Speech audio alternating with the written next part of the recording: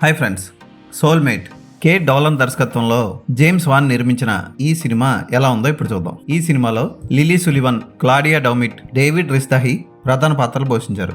ఈ సినిమా ఎలా ఉందో ఇప్పుడు చూద్దాం. డేవిడ్ సోల్మేట్ అనే కంపెనీ నుంచి ఓ లేడీ రోబోట్ ని టెస్టింగ్ కోసం తీసుకొస్తాడు. అయితే దానికి ఏమాత్రం ఫీలింగ్స్ ఉండవు. ఉదాహరణకి డేవిడ్ దాన్ని తిట్టమంటాడు, కానీ అది తిట్టదు. అప్పుడు డేవిడ్ దాని ప్రోగ్రామింగ్ కొంత మారుస్తాడు. మార్చడం వల్ల దానికి ఫీలింగ్స్ వస్తాయి. మనం ఆల్రెడీ రోబో సినిమాలో రజనీకాంత్కి ఫీలింగ్స్ వస్తాయి. అఫ్ కోర్స్ రోబోట్ రజనీకాంత్కి ఫీలింగ్స్ వస్తే ఏమవుతుందో చూసాం కదా. ఇది కూడా అదే జరుగుతుంది. అయితే ఈ సినిమాలో స్పెషల్ ఏంటంటే రోబోట్తో బంచిక్ కూడా చేస్తూ ఉంటాడు డేవిడ్. ఆ మెటల్తో ఎలా బంచిక్ చేస్తాడన్నది ఊహకందని విషయం. ఇక రోబోట్ పాత్రలో లిలీ సులివన్ సూపర్గా చేసిందని చెప్పొచ్చు. రోబోటిక్ ఫేషియల్ ఎక్స్ప్రెషన్స్తో పాటు మరోవైపు కోపం, అవన్నీ కూడా రోబో ఎలా చేస్తుంది. ఇప్పుడు మనకు కోపం వస్తే మామూలుగా పళ్ళు ఈ అని పెట్టేసి కనుబొమ్మలా ముడిచేసి కళ్ళు ఎర్రగా అయిపోయి ఎలా వస్తాయి, కానీ ఒక రోబోట్ కోపం వస్తే ఎలా వస్తుంది అన్నది భలే చూపించింది. యాక్షన్ సన్నివేశాలు కానీ రొమాంటిక్ సీన్స్ కానీ ఎక్కువ ఉంటాయి. భయంకరమైన వైలెన్స్ ఉంటుంది. బెన్ అనే క్యారెక్టర్ని కారుతో చంపే సన్నివేశం కానీ, రోబోట్ని తీసుకెళ్ళడానికి వచ్చిన సర్వీస్ బాయ్ని చంపే సన్నివేశం కానీ వావ్ అనిపిస్తాయి. అసలు మీరు ఊహించని సీన్లు జరుగుతాయి. అక్కడ రొమాంటిక్ సీన్లు ఉంటాయి. కొన్ని చోట్ల ఫుల్ న్యూడ్ సన్నివేశాలు కూడా ఉంటాయి. కానీ ఈ సినిమాలో సౌండ్ డిజైనింగ్ గురించి ప్రత్యేకంగా చెప్పుకోవాల్సిందే. ఓ సీన్ ఉంటుంది, పబ్లో పాట పాడి బయటకు వచ్చిన తర్వాత రోబోట్కి మూడ్ వస్తుంది. మూడ్ వచ్చినప్పుడు రోడ్డు మీదే నాకు కావాలంటుంది. ఆ టైంలో బంచిక్ జరుగుతున్నప్పుడు సౌండ్ రికార్డింగ్ ఉంటుంది. మీరు బాగా అబ్జర్వ్ చేయండి. ఆ సౌండ్ రికార్డింగ్ని చాలా చక్కగా డిజైన్ చేశాడు సౌండ్ డిజైనర్. మెటల్ సౌండ్ వస్తూ ఉంటుంది. భలే చేశాడు అనిపించింది నాకు. కథలో మజా ఉంటుంది. ఆ రోబో ఏం చేస్తుంది అన్నది చాలా బాగా చూపిస్తారు. ఉదాహరణకి మార్కెట్లో కూరగాయలు కొనడానికి వెళ్ళినప్పుడు వచ్చే సన్నివేశం, అక్కడ వచ్చే ఫైట్ కూడా బాగుంటుంది.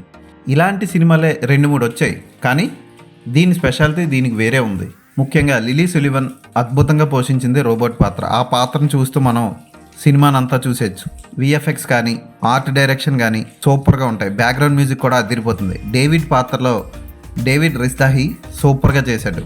క్లైమాక్స్లో వచ్చే యాక్షన్ ఎపిసోడ్లో క్లాడియా డౌమిట్ కూడా చాలా బాగా చేసింది. క్లాడియా డౌమిట్తో కూడా ఒక సీన్ ఉంటుంది.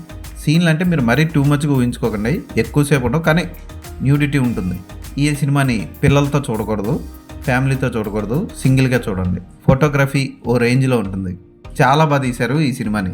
ఎక్కడ బోర్ కొట్టదు, చక్క సాగిపోతుంది. అమెజాన్ ప్రైమ్లో ఉంది ఈ సినిమా. ఆఫ్ కోర్స్ ఇండియాలో అవైలబుల్గా ఉందో లేదో నాకు తెలీదు. ఇంటర్నెట్లో అయితే ఈ సినిమా చాలా చోట్ల లభిస్తుంది, మీకు వెతికితే దొరుకుతుంది. ఈ సినిమా ఇంగ్లీష్లోనే ఉంది, ఇండియన్ లాంగ్వేజెస్లో ఇంకా రిలీజ్ కాలేదు. ఈ సినిమాకి నేను ఇచ్చే రేటింగ్ 3.5/5.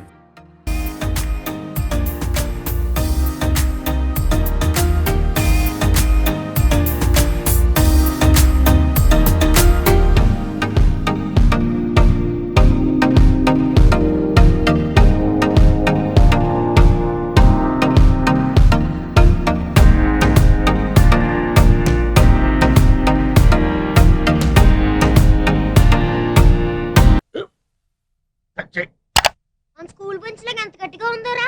కొట్రా, కొట్టు, పర్లేదు, కొట్టు. అబ్బా చైన్ పెట్టేసింది బాబాయ్. నీకు నొప్పి ఏంటి ఆ, నువ్వు కొడతావా? కమా బిట్ మీ యార్. వద్దు బాబాయ్.